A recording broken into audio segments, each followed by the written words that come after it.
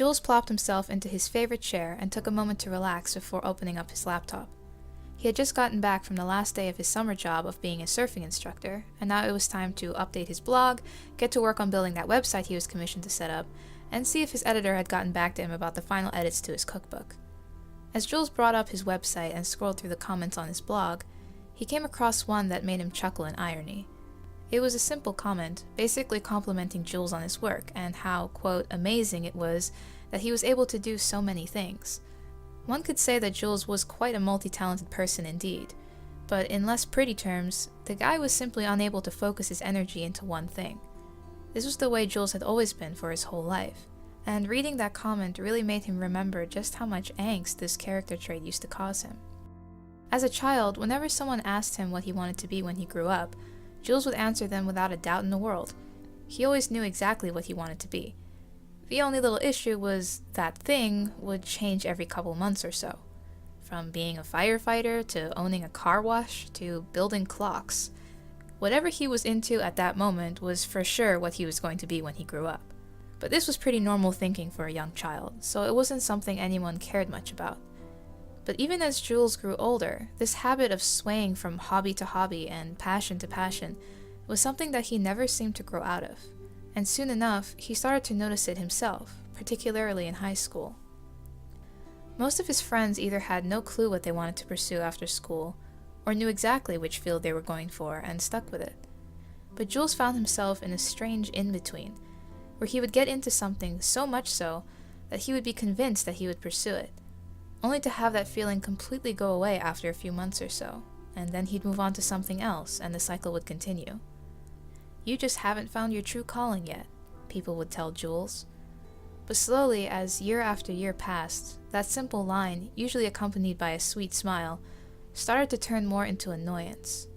Jules was acting like a little kid by getting so wide-eyed and obsessed with something and then dropping it 2 seconds later. And soon enough, he started to get annoyed with himself. And as he got closer and closer to adulthood, that annoyance turned to angst and worry, until that simple childhood question of what do you want to be when you grow up turned into something that often made Jules feel incredibly anxious. It felt like there was some impending doom slowly creeping up on him, that sooner or later he was going to have to settle on something and put away all his other interests. But knowing himself, this would ultimately mean no matter what he ended up becoming, he'd be incredibly unhappy. The thought of repetitively doing the same thing over and over and over for the rest of his life sounded like a nightmare. He could never understand people who found so much satisfaction in doing one thing over and over again. How could it be possible to not lose interest?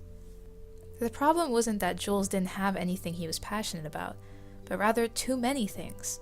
It was almost too easy for him to get so incredibly into something and spend so much of his time and effort getting good at it, only to eventually reach a point where it wouldn't feel as interesting as it once did, and he'd have to move on to something else. Whenever Jules tried to explain this point to people he didn't know well, the whole true calling bit would always come back.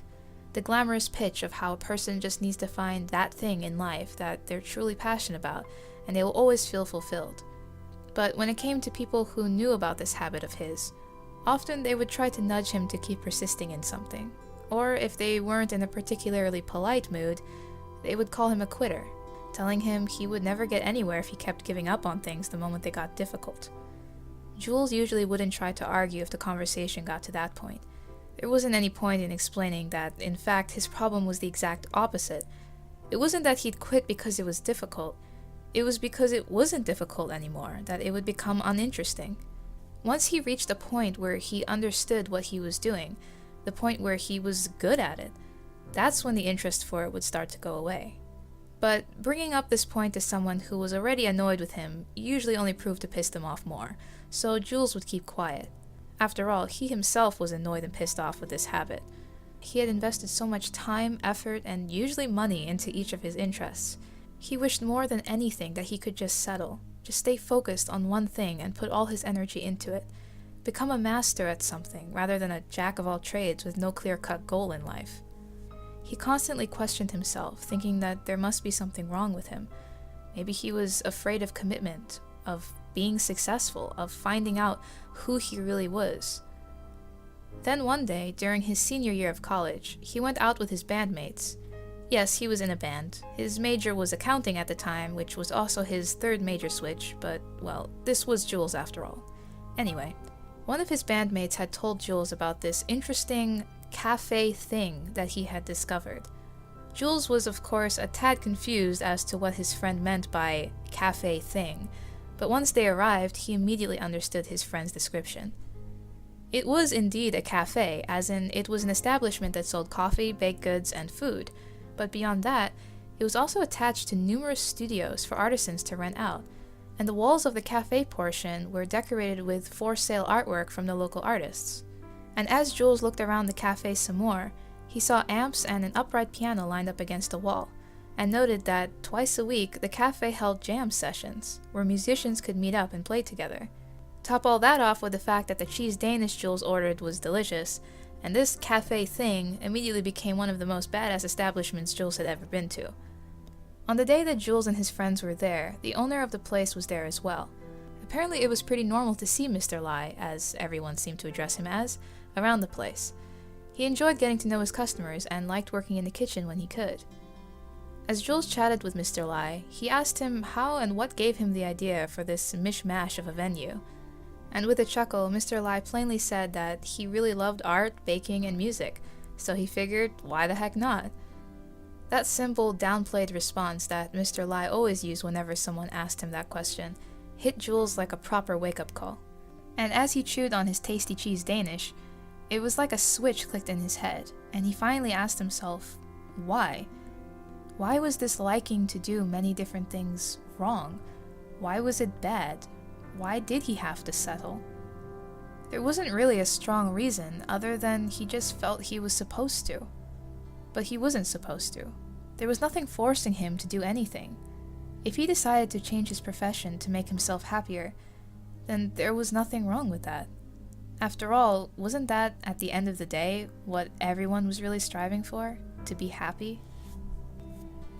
In that moment, Jules realized that all that time he spent doing so many different things, all the time he thought was ultimately wasted every time he switched interests, wasn't wasted at all, because he was happy at the time he was doing it.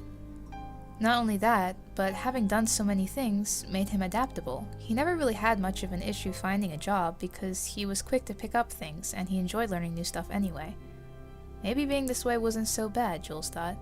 Sure, everyone loves the destiny story, the idea of falling in love with something and spending one's life to make it happen. But if that wasn't who he was, then who cares?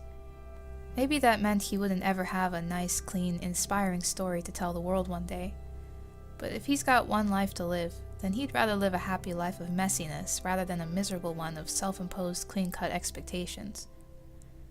Jules left Mr. Lai's venue with a takeout bag of Danishes and a content mind, as well as a few things he was going to be putting in his CV first thing when he got back to his apartment. A beep from his laptop broke Jules from his reminiscing. He minimized his blog site and checked the email he had just gotten. It was from his editor. The final edits to his cookbook were finished. Jules checked the time. It was getting late, and he still had a lot to do. It was time to stop procrastinating and get to work. Jules's days were filled with unexpected opportunity and unorganized routines. And it sure made answering the question, what do you do for a living, a bit complicated. But he was happy with his messy life.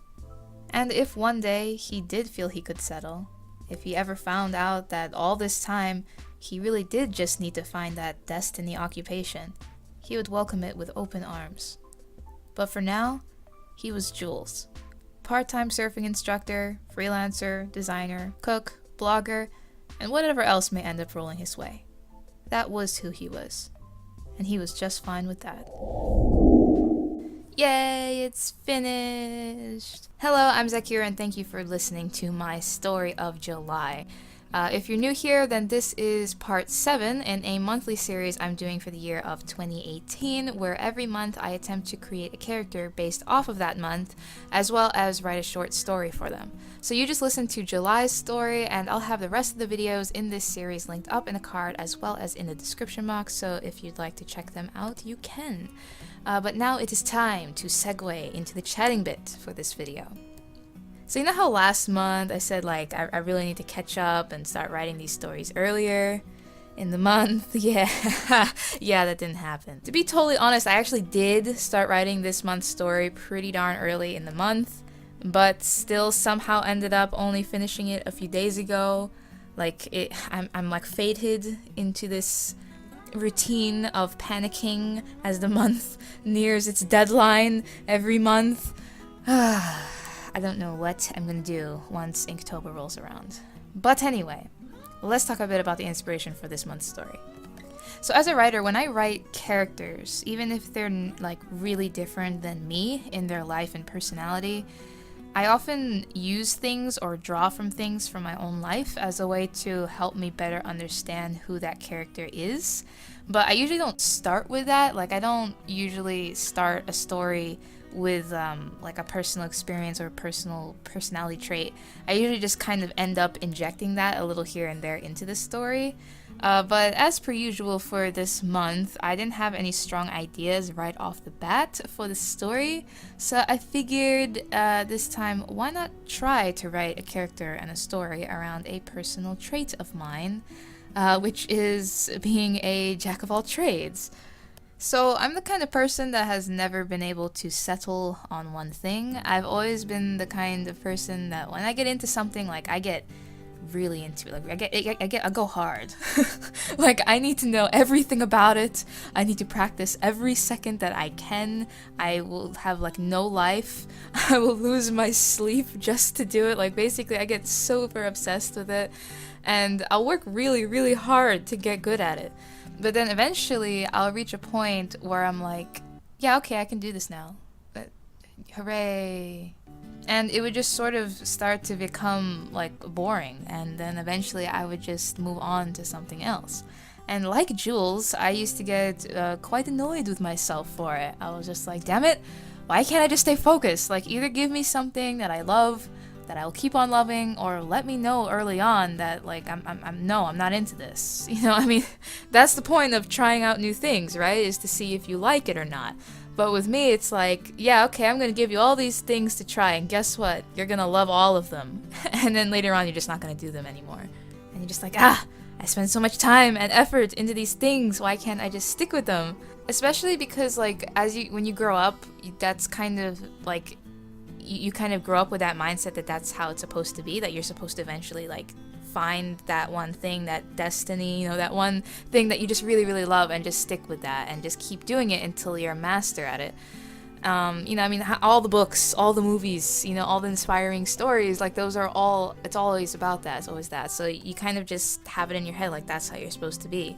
And so when you find out like you're not having that, like that's not happening, and no matter how much you try to make it happen, it's just not happening, you know, it just gets really annoying. And especially when you get to like that age, you know, like very early teenager-ish age, and you start to like realize like, hey, I'm not gonna be a kid forever, eventually I'm gonna grow up, and yeah, and then you kind of realize like you don't have something to hold on to, like you don't have that greater dream for your life, and you just sort of like it can just kind of get to you, and you kind of like really start to have kind of a bleak outlook on life, especially, I mean, at that age, especially because, I mean, you're still really young, you don't like know enough about life and the world and whatever, and you're also going through like a lot of other stuff during that age, so you know. But that is like kind of what I drew from for the backbone of this story. I mean, it's definitely a lot more dramatized or dramatized. What's the word? It's a lot more dramatic in the story. Like I personally didn't really worry about it as much like Jules did. Like I worried about it, but at the same time I kind of like in the back of my head just sort of had like faith that like, oh, I'd figure it out, like it's alright, I'll deal with it when the time comes. A lot more, you know, happy-go-lucky, I guess. And also, I didn't, like, totally have nothing that I was, like, you know, drawn towards. Like, I've always definitely had an affinity towards creating things. Like, even though what I was creating varied a lot, from, you know, whatever, baking to music to polymer clay to origami, whatever, like, I changed a lot. But at the end of the day, I was for sure an artsy kid. Like, that was apparent even when I was very, very young. And I think that like most people are like that, meaning people's personalities aren't so black or white. Like it's not either you're like Jules or like you're all the way at the other spectrum side of the spectrum, which is like, as I like to put it, the anime protagonists. You know, the, oh, I got inspired to do something when I was like 6 years old, and for the rest of my life I am chasing that goal to be the king of the pirates or the Hokage or the greatest fighter in the universe. And I mean, for sure, there are definitely people like that. But I think that most people are definitely like somewhere in between in that spectrum, but I'm definitely more on the side of the leaning towards the Jules side than I am on the anime protagonist side. I mean, even in art, like the kind of art that I do now, which I have definitely been sticking with like for a long time, and it's just kind of become that one thing in my life that really I have stuck with.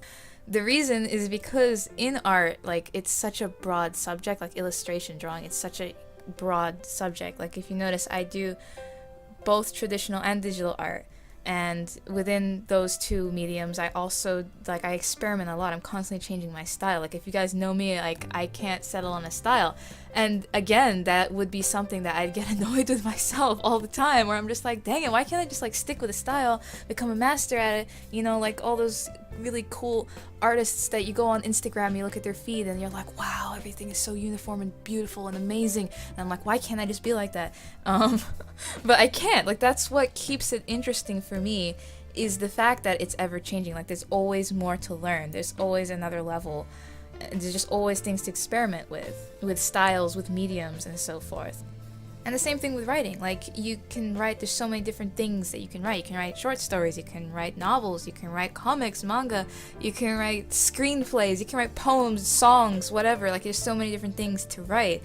And again, like oftentimes, like popular authors, like you think of like, oh, there's such a great fantasy writer, there's such a great sci-fi writer, whatever. And it's like, here I am, and I'm just like, I want to do everything. Can I do everything, please?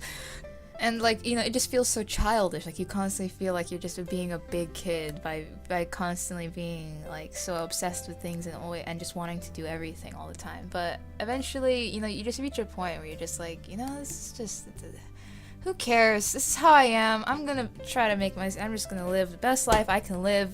Damn it.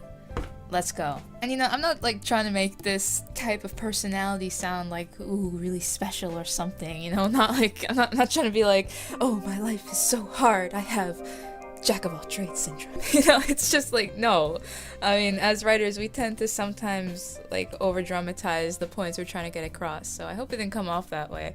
I was just trying to tell a story, a genuine, honest story about something very unspecial that I just happen to know personally, in a way that hopefully can relate to people that are not only like this, but also people who aren't like this. I mean, that's the never-ending quest of a storyteller, bridging the gap.